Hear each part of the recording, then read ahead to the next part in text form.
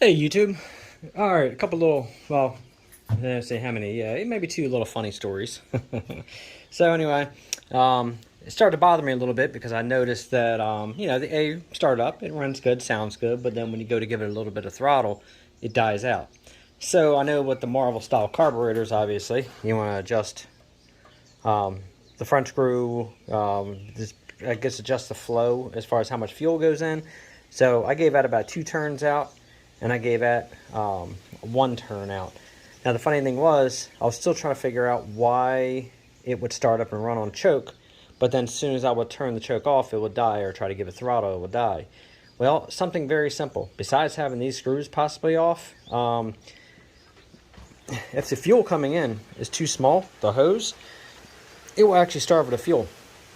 So the tank that I used was just a tractor tank, but the fuel port on here was so small, I think it was actually restricting flow coming through the line. So it was actually running out of gas, throttling it up. So just to do a quick, easy fix, if you ever have this problem, I just unscrewed the gas cap because it's a good possibility that little itty bitty vent hole right there was causing it also. So I just went ahead and unscrewed the cap and just let it sit. And now it starts up and throttles and everything just fine. Sounds much better. I'll start it up in a minute. Second thing was, I went ahead and had the Radiator Fix from a radiator shop. The neck right here, somebody went ahead and tried to JB weld this whole entire thing on here to stop the leak.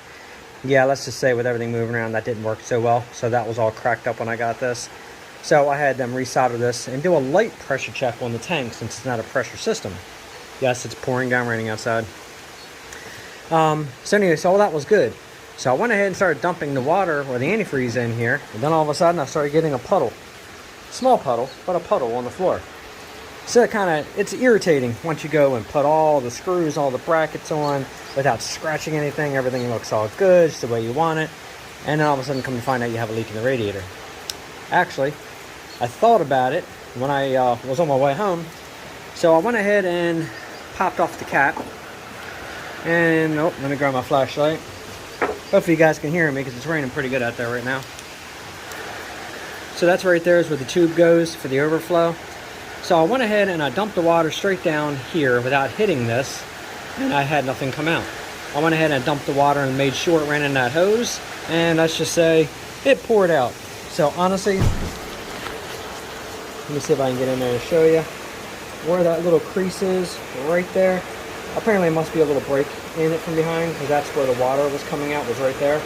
I am not stressing that vent tube. That's no big deal. The radiator doesn't leak, so I'm good and I'm happy. Because I was getting quite irritated come to find out that the radiator was leaking. Other than that, let's go ahead and let's hit the throttle on this thing. Fire this up real quick, give it a little quick gist of what I did. Oh yeah, I also went ahead and I started painting just the gear selector numbers in the letter R. I just want those to pop out a little bit, so I think that looks kind of nice. I was going to go ahead and do the whole entire shift pattern. I really don't want to do the shift pattern, I just want the numbers to stand out. So, let's go ahead and pull the switch. I went ahead and I temporarily hooked up everything for the hydraulics and for the starter rod.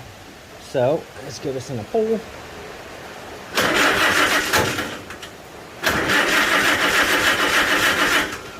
Hang on. I can't do this with one hand. I got to give it a little more throttle. Alright. Much easier when you actually can use both your hands. So as you see in here, sounds much better. A lot smoother. No more surging with the governor.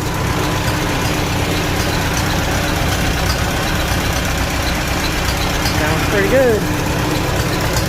I haven't taken the plastic off yet in case we're still getting any fuel leaks. But the hydraulics, checked everything. Let me use my other hand here.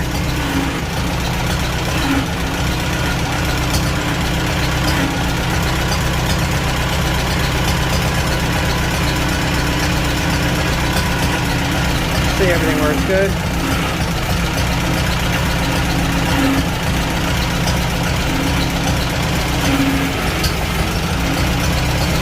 So I'm happy to see everything works like it's supposed to. And I went ahead and put it in gear. Sat on the seat real easy because I don't have that other fender on. So I really couldn't put a lot of pressure down on here. Pushed in the clutch, put it in gear, and let it out real easy. And everything started moving just like it should. So we're getting very, very close now to having this thing finally up and running. I just finished painting the second coat of white on my gas tank. So we're going to go ahead and let that dry for a couple days, and then I'm going to go ahead and mask up around it, and then we're going to start painting the red on the tank. And then we'll get the fuel tank mounted back on here so I can get this off and I can get the fuel bowl back on. But yeah, that's about it. I'll do a quick little walk around here, like I said, show how good everything looked. I like the chrome bolts that I decided to get for the grill. I think that's gonna look nice. All new hoses, new everything. I'm getting ready to, right now, I'm gonna go ahead and get this hose cut to fit. I have it right here. I'm gonna get that sized up in there, and I can get that tied in. And then honestly, I just gotta check the voltage, generator. Oh my god. I gotta check the generator just to see if the output's putting out. It looks like it is on the gauge, but I want to double check it from here and see how it's putting out. What else we had going on? Had a minor oil leak coming from around the oil filter.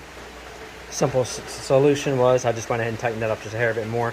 Put tape on my crescent wrench, tighten that up without marring it up. So I don't want that all screwed up. Honestly, that's about it. Everything's actually coming out really, really good. It's exactly the way I want it so far. See, everything came out nice over here. It looks good, nice and shiny, looking pretty. And I guess next we're gonna start putting some decals on here.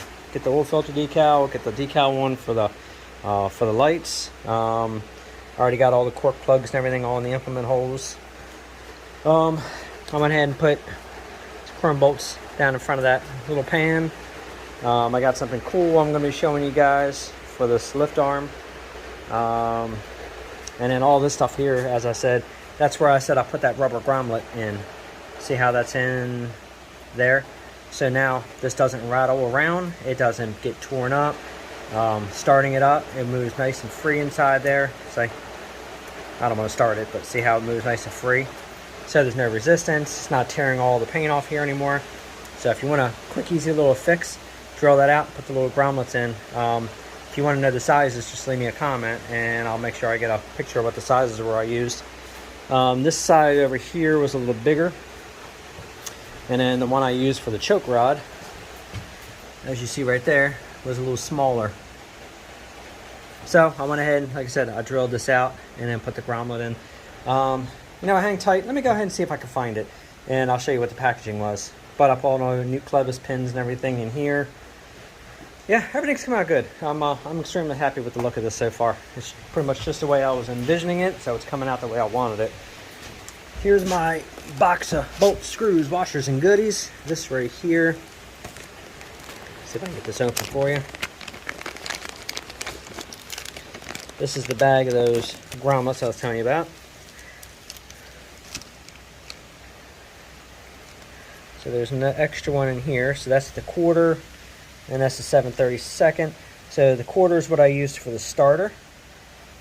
7/32 is what I used for the choke rod. And I'll pop this out and show you what these little grommets look like. You got to make sure that you don't go too big on. I actually used a step bit for drilling out the hole, so that way I could easily step it to the size I needed it. Hang on, try and do this one-handed here. So as you see, you use a step bit, and then see inside that groove right there, that's how you pop it in between that metal to hold it in place, and that way you don't have to worry about these things popping out. So again, I always say it's all in the fine details. Sometimes the details is what makes it, and so far this one has. There's the rest of my goodies I gotta get ready to put on. There's my lift arm. That's all looking nice and pretty, much better than it was when I got it. And there's something in that bag that you guys are going to want to see, whoever has A's.